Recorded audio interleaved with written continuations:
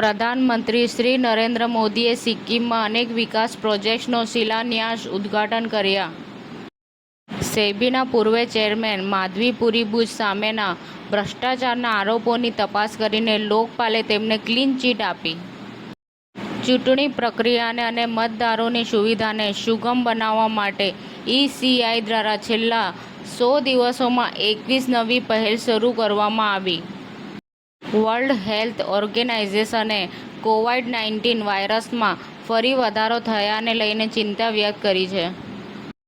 ભારતનો અગ્રણી AI smartphone brand મોટોરોલાએ આજે તદ્દન નવો મોટોરોલા રઝ 60 લોન્ચ કર્યો છે.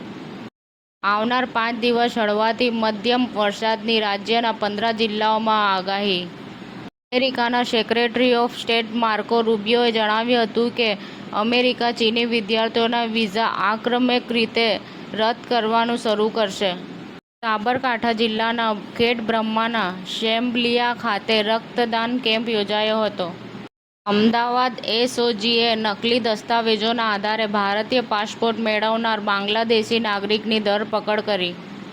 ગણપત યુનિવર્સિટીની યશકલગીમાં વધુ એક સોનેરી પીછું ઉમેરાયું. 32મા Elets world education summit awards Dubai 2025નું મળ્યું વિશેષ સન્માન. સમાચાર ટુડે ન્યૂઝ ચેનલની ટીમ અને જે સત્ય છે તે જ બતાવશે. આપ જોતા રહો સમાચાર ટુડે ન્યૂઝ ચેનલ.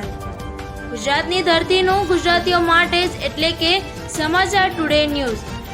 અમારી સમાચાર ટુડે ન્યૂઝ ચેનલને લાઇક કરો, શેર કરો અને સબસ્ક્રાઇબ કરો અને જોડાયા રહો સમાચાર ટુડે ન્યૂઝ ચેનલ સાથે.